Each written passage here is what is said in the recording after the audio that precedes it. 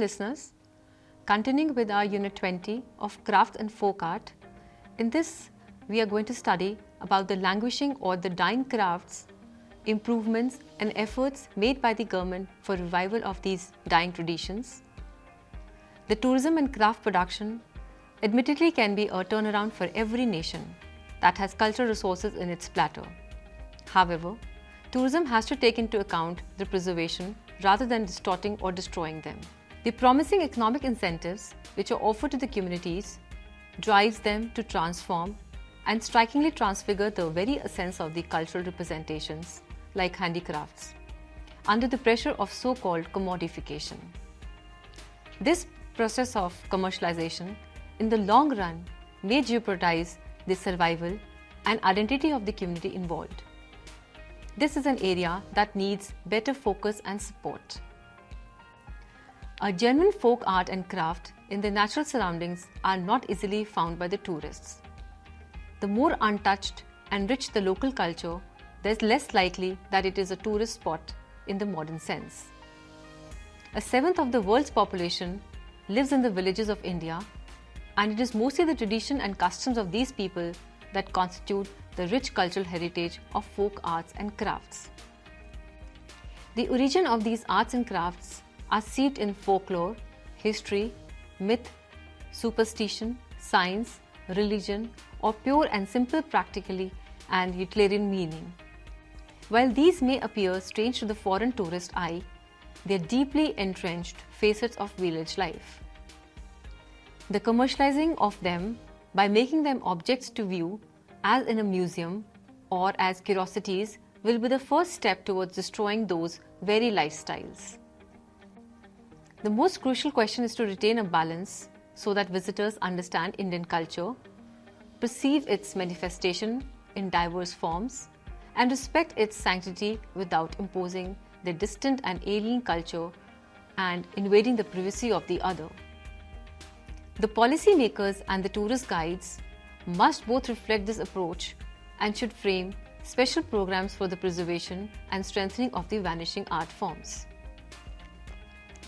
Now let us understand what are these languishing crafts. The onslaught of modern life with its mechanization and mass media culture has set into decline of arts and crafts which are today termed as languishing crafts. These include those skills and art forms that are still known and are practiced, but are fast losing their relevance and popularity amongst the public. These crafts are deeply embedded in the cultural fabric of different regions. For all these reasons, in recent years, it has become extremely important for countries to develop policies that promote handicraft production along with thirst on tourism development by clearly differentiating and analyzing the advantages and disadvantages of both. While some of these may be active and surviving, others are languishing or on the verge of extinction. The languishing crafts are those which may be practiced but are fading away into oblivion due to the onslaught of global forces. Now let's discuss what are the factors which are leading to this languishing art. As we discussed, the handicraft sector has been plagued with a lot of problems, the first one being the competition from the foreign goods. Factors like competition from foreign countries in terms of designs, processing and finishing, technology, as well as credit accessibility and delivery controls by the middlemen in marketing have served as an augment to this problem. As the global market has witnessed changes, tastes and preferences, the finishing and processing of these products is now done by machines. In fact, a movement towards better quality mass-produced goods has started. Very often, production work is outsourced to countries offering artisans with lower wages. India also faces stiff competition in the domestic market from the Chinese handicraft industry due to the lack of infrastructure and awareness of new technology. Number 2, the entry of middlemen has also broken the link between the customer and the artisan. The middlemen or the intermediaries work as input in the supply chain between the customer and the artist. Hence, artisans are dependent on them for the sale of products. The traditional significance of certain crafts like Patachitra, applique work like Chandula of Pipli in Puri, Odisha, Madhubani paintings of Bihar, Kalighat paintings of West Bengal, stone and wood carvings from Karnataka are being affected. The Tamil Nadu and Rajasthan have found their way in international markets. The link between the artisan and the consumer has been eroded by these merchants. For example, the popular example we can discuss here is the Chamar weaving community of Monpur in Banaras do not deal with the final customers. In fact, the merchants or wholesalers play a pivotal role in bringing the sarees to the market, thus benefiting the most through the transaction economically. Also, the crafts are finishing because of the unorganized nature of work in handicraft business. There is absence of formal training and organizations to represent the artisans' interests. Thus, the artisans may have little bargaining power also. As most artisans belong to the economically weaker sections, availability of credit poses a problem. Local traders or middlemen exploit them by providing them funds at high interest rates. They also lack access to markets and financial organizations. Another point is the failure to adapt to new markets. This is also a major contributing factor to the languishing status of the crafts. The changing consumer tastes are reflected in preferences for chrome leather, synthetic textiles, and earthenware, which have pushed out the vegetable tanned leather, hand-woven cloth fabrics out of demand. The lack of knowledge about updated technology and other developments, coupled with resistance on their part to the failure to adapt to new markets is also a major contributing factor to the languishing status of the crafts. The changing consumer tastes are reflected in preferences for chrome leather, synthetic textiles, and earthenware, which has pushed out vegetable tanned leather, hand-woven cotton fabrics out of demand. Lack of knowledge about updated technology and other developments has coupled with resistance on their part to incorporate new changes has aggravated the issue further. Also, lack of property rights is a fundamental issue in analyzing the languishing crafts, and the attempts at survival can be addressed to lack of intellectual property rights. The determination of the ownership of the designs of the handicraft can be a problem as the artisan is less equipped to protect the creative innovation, which deprives the original producer of his or her share in rewards. Another factor responsible for dying craft is commodification. The multinational corporations, with their base in wealthy countries, exploit the small-scale industries where their work is outsourced. The latter are exploited for cheap labor and raw materials. For example, countries like US and Europe outsource production work to China and countries like India. In fact, India has also emerged as an important destination for outsourcing. Despite the fact that handicrafts are produced in less developed countries, there may be a demand for them in developed countries. The availability of cheap manufactured goods has time and again destroyed and has wiped out the local handicrafts, and traditional values are being eroded. In order to survive, crafts struggle to adapt to Western standards and hence become commodified. For example, the Chandua makers of Odisha have brought changes in the applique work to match the invasion from low-cost products from the Chinese companies. The advanced technology has helped these foreign countries to replicate designs, and hence manual designs have been overtaken by computerized ones. Further, e-promotions have facilitated the consumers globally to have access to regional products. The multinationals have inundated the rural Kerala markets with high-tech marketing, which has resulted in shift towards factory products. Another factor could be the languishing festivals and fairs. A new style of tourism festival is emerging, which is completely superimposed and alienates the local population.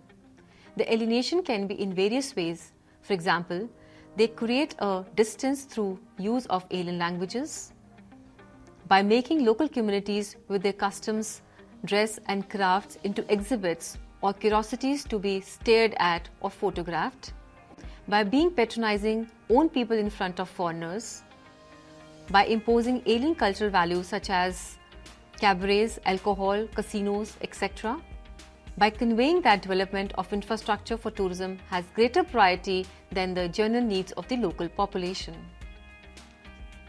Now there are 9 art forms which we'll discuss that could disappear forever if they are not saved. India is the land of arts and crafts. Almost every region has its own traditional form of art that includes drawings, paintings, embroideries, carvings, saris and all the more. We're really blessed to be born in a country with so much of diversity in this space.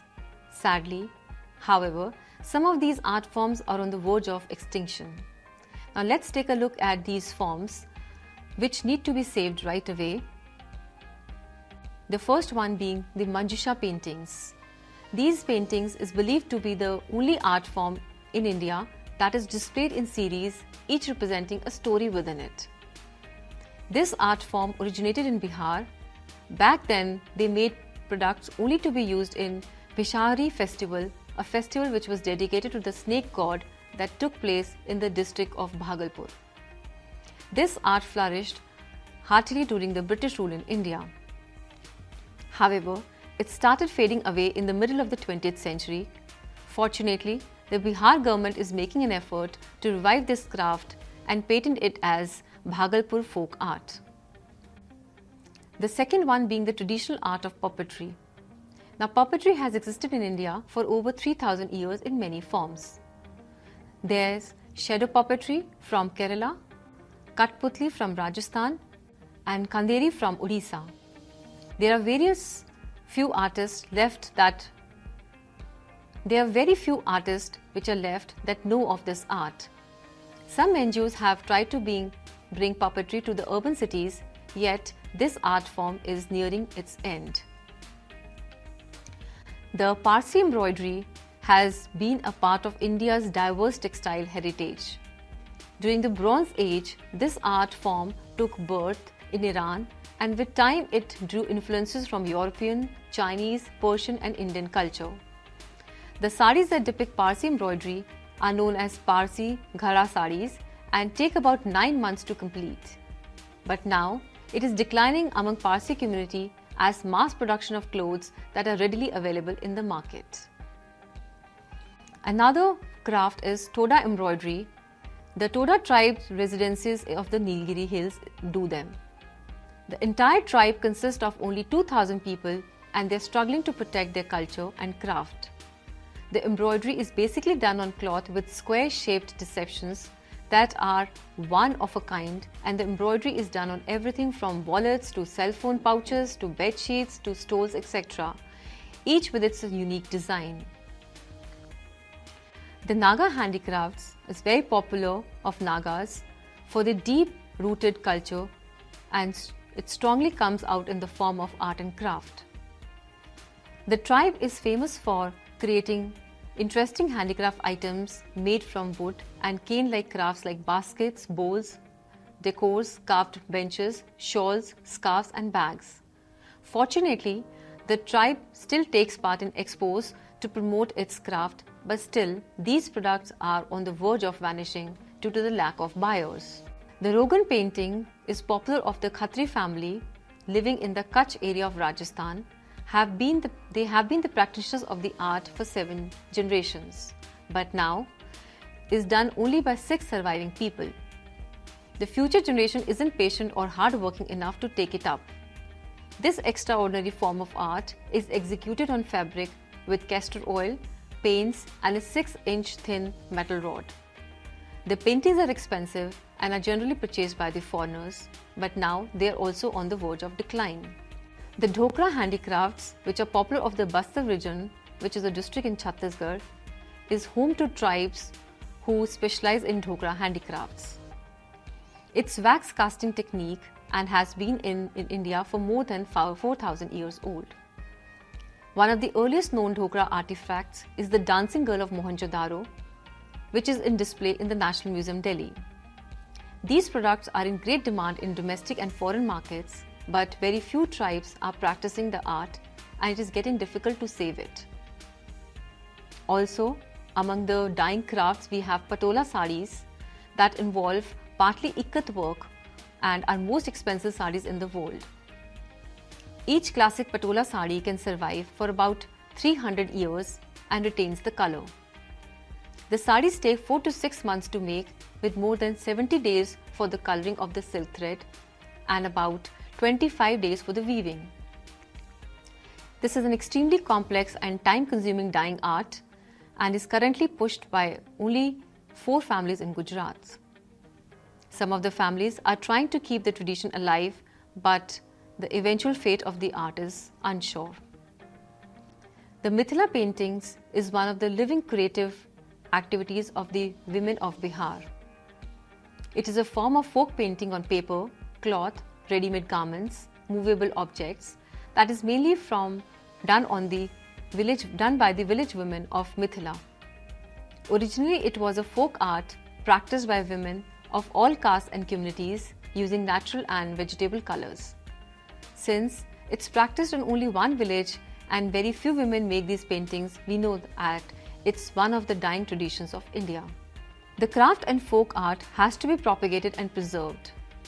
Today, the area of folk and craft emerging out of the social system of communities is caught between the need to be preserved for tourism development and yet is in the process of getting effaced as a result of other forms of development taken over. How much is preserved, salvaged, revived, or protected or nurtured is a matter for analysis for those concerned with both tourism and the preservation of the culture.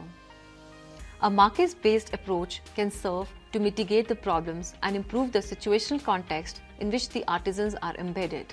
We can revive by various moves or the policies, the first one being the revival or regenerative requires a special design, a technique or marketing inputs which is happening in some cases. For example, such objects are to be found in our National Museum at Delhi and in the state museums, private museums and specialized craft museums in different parts of the country. Many objects, however, have gone out of the use as this traditional knowledge is often passed orally and many skills are set aside because of the high level of effort or cost involved in making them. For example, the traditional handicraft industry is facing a tough competition from these goods produced in bulk. They compel the Indian craftsmen to sell their goods below market price and they hire their services at below the prevailing wages. This forces a craftsman to abandon the ancestral trade. Now there are other various measures which can be taken up by the government and the stakeholders. They can also start giving up the grants.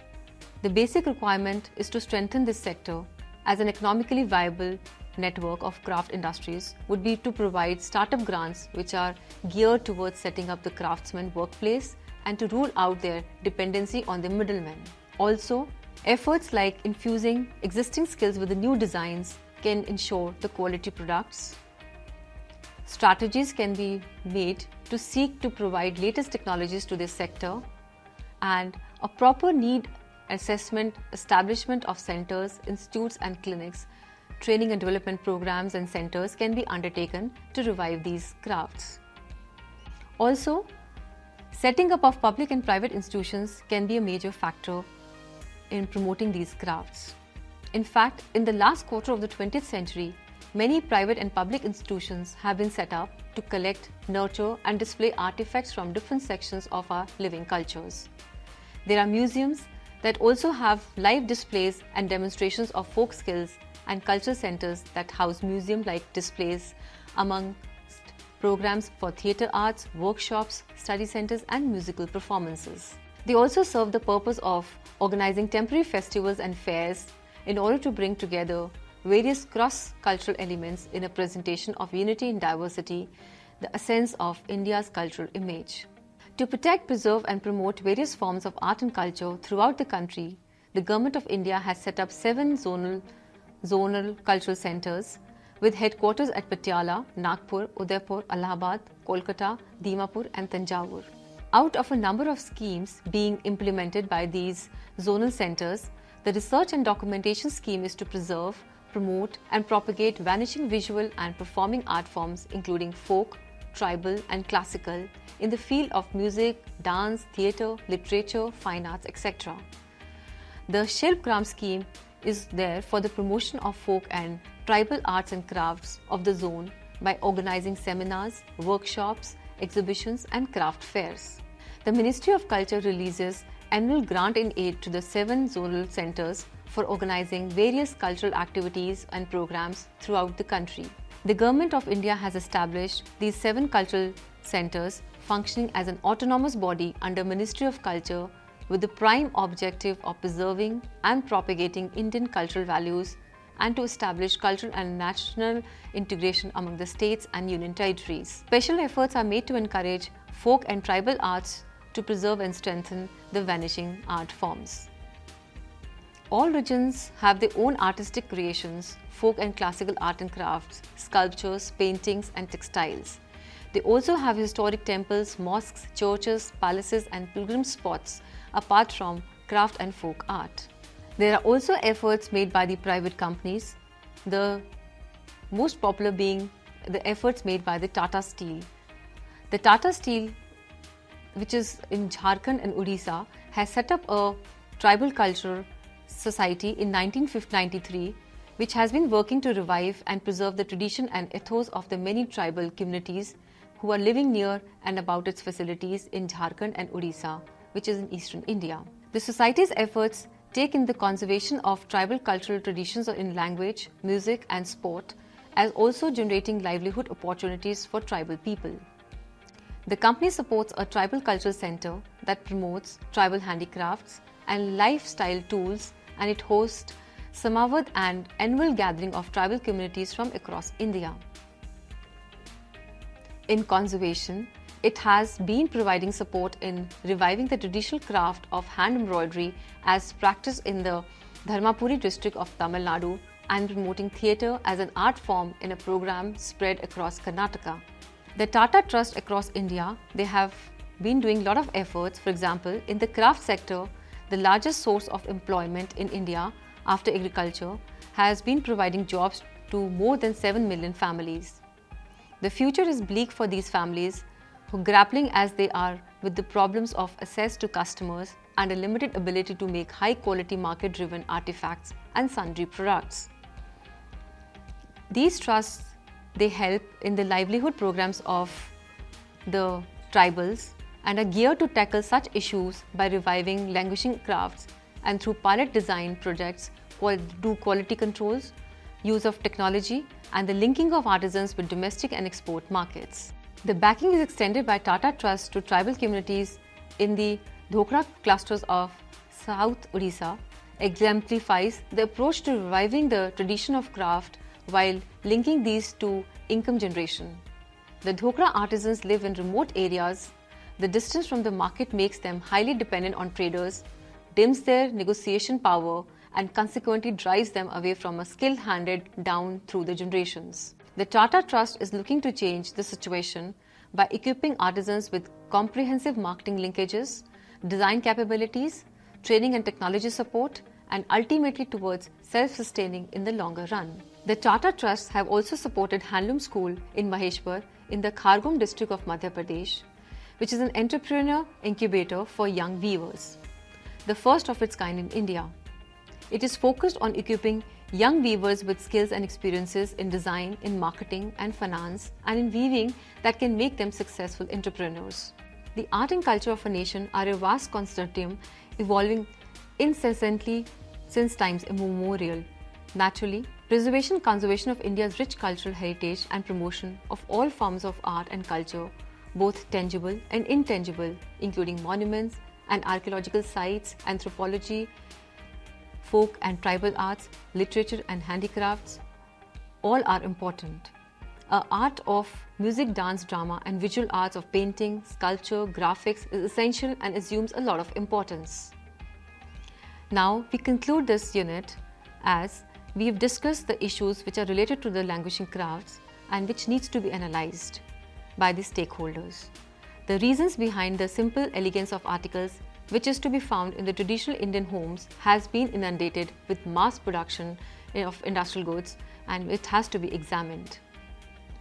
This facilitates an understanding of the status of these crafts and proper socio-economic analysis of crafts in their respective contents so as to adopt strategies in order to preserve them. The purpose of the intervention needs to be outlined, whether in terms of the preservation of the cultural, symbolic values of the crafts, whether for documentation and for what purpose, and of whether to create sustainable livelihoods. It is important to understand the cultural or ritualistic significance to protect, preserve and transmit the traditions. In other words, a holistic approach which looks at the existing socio-cultural organization of the craft and preservation of the artisan skills is imperative to their survival, identity and continuity of the cultural heritage. Now, summing up this unit, we have discussed the issues which are related to the languishing crafts which need to be analyzed by the stakeholders. The reasons behind the simple elegance of articles which is to be found in the traditional Indian homes has been inundated with mass production of industrial goods, and it has to be examined closely. This facilitates an understanding of the status of these crafts and proper socio-economic analysis of these crafts in their respective contexts so as to adopt strategies in order to preserve them. The purpose of the intervention needs to be outlined, whether in terms of the preservation of the cultural, symbolic value of the crafts, whether for documentation and for what purpose, and or whether to create sustainable livelihoods. It is important to understand the cultural or ritualistic significance to protect, preserve and transmit the traditions. In other words, a holistic approach which looks at the existing socio-cultural organization of the craft and preservation of the artisanal skills is imperative to their survival, identity and continuity of the cultural heritage. Thank you.